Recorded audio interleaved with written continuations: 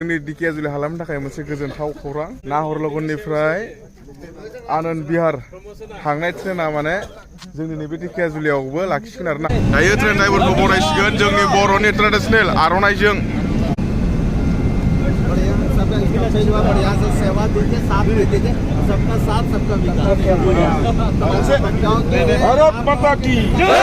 खुलुमबाय रायजोफोर जोंनि दिकेजुलि हालामनि थाखाय मोनसे गोजोनथाव खौरां नै दिनैनिफ्राय नाहरलगुननिफ्राय आनन्द बिहार थांनाय ट्रेना माने जोंनि नैबे दिकेजुलियावबो लाखिगोन आरोना हरावहाय हरनि 7:30 माने 1:30 टाइमा समा जोंनि नैबे दिकेजुलिनिफ्रायबो नोंथांमोना आनन्द बिहार बा दिल्ली थाङोब्ला जोंनि नैबे दिकेजुलियावबो गाखोनो हासिगोन आरोना ट्रेनखौ दिनैनिफ्राय बेयावहाय लाखिसिगोन आरोना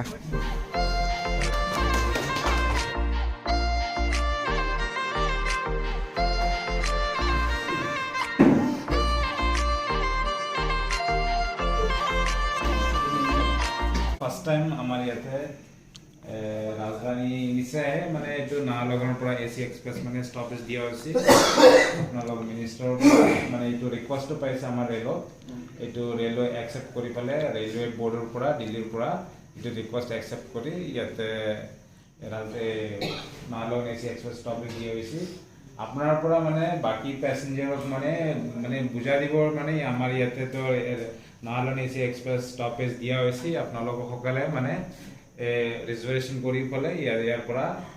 আপনার দিল্লী লোকে যাত্রা কৰিব পাৰে আপনারা কিবা আমার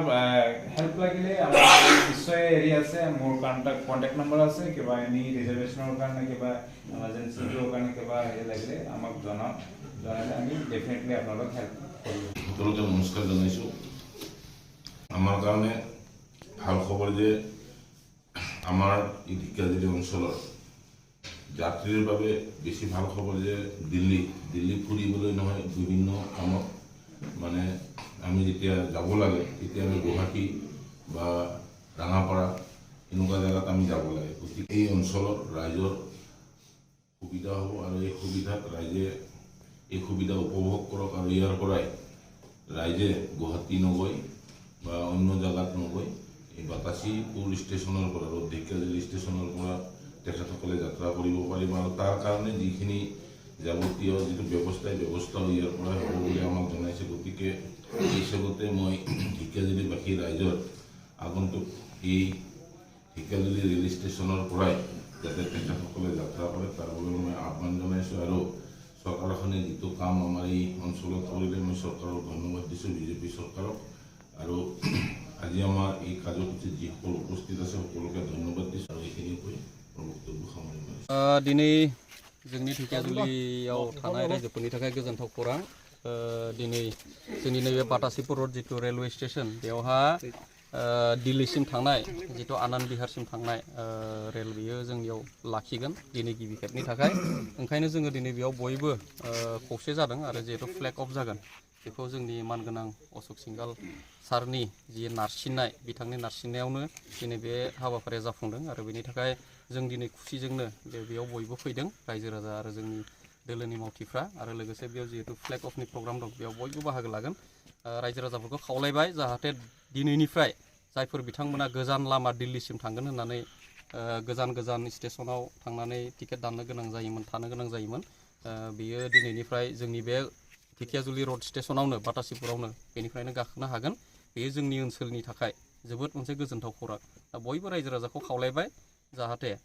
जायफ्रा दिल्ली थांगोन बा गोजान लामा हान्थिगोन बिथांमोना दिनैनिफ्राय नैबे ढेकियाजुलि स्टेशनावनो गाखोनो हागोन आरो ट्रेननि टाइमा जाबाय ओरै दिल्ली फारसे थांनाया 1:28 आरो जितु फैफिनगोन बियो 11:58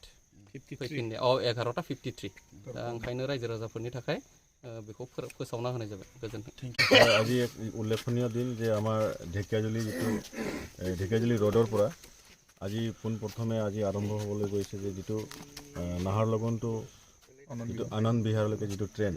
আজি 1:28 ইয়াত উপস্থিত হ'ব আৰু 2 মিনিট সময় ইয়াত স্থগিত ৰাখি তাৰপিছত যাত্ৰা আৰম্ভ হ'ব এই বাতাসীপুৰ এই বিশ্ব অঞ্চলত যে আজি নাহৰলগুন টু যিটো আনন্দ বিহাৰ ট্ৰেইনটো আজি ইয়াত যিটো আৰম্ভ হ'ব এই কাৰ্যসূচীত তেখেতসকলৰ অৰিহণা আছে আৰু ভাৰতীয় জনতা পাৰ্টিৰ হৈ আমি অসম চৰকাৰ তথা ভাৰত চৰকাৰক ধন্যবাদ জনাইছোঁ। दा ट्रेन ड्राइभारखौ बरायनो थाखाय बा ट्रेनखौ बरायनो थाखाय रायजोफ्रा नेनानै दं आरोना नै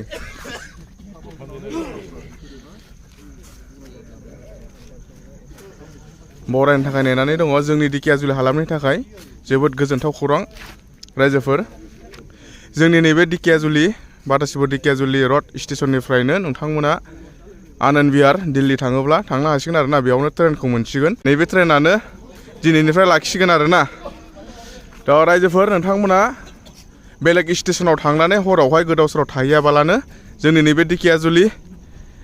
रड स्टेशननिफ्रायनो गाखोनो हासिगोन आरोना दिल्ली थाङोब्ला ओरै आनन्द बिहार थाङोब्ला नाहरलगुननिफ्राय फैयो नैबे ट्रेना दिनैनिफ्राय लाखिसिगोन जोंनियावबो नोंथांमोना जोंनि दिकियाजुलि बाटासिपुर दिकियाजुलि रड स्टेशनाव गाखोफैनो हासिगोन आरोना दिनैनिफ्राय नै बेनो ट्रेना रायजोफोर नै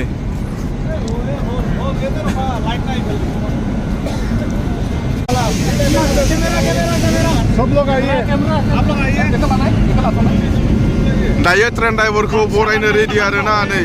दायो ट्रेन ड्राइभारखौ बरायसिगोन जोंनि बर'नि ट्रेडिसनेल आर'नाइजों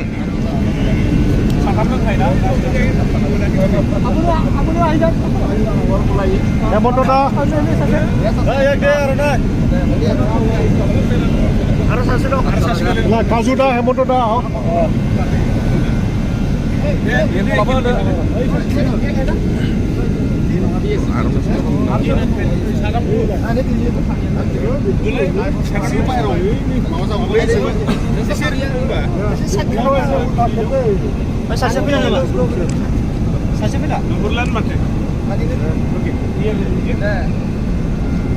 बढ़िया से सेवा दीजिए साथ में दीजिए सबका साथ सबका विकास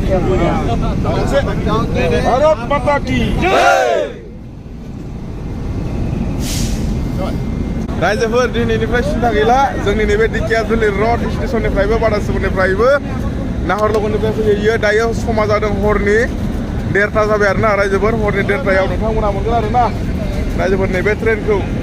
जोंनि दिकियाजुलि बाटासिपुराव दिकियाजुलि रड स्टेशनाव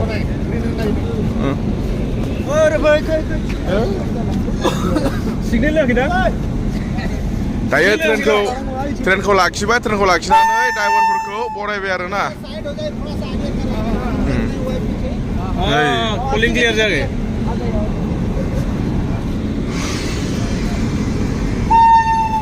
नैबेनो ट्रेना रायजोफोर नैबे ट्रेनाव गाखोनो हासिगोन दिनैनिफ्राय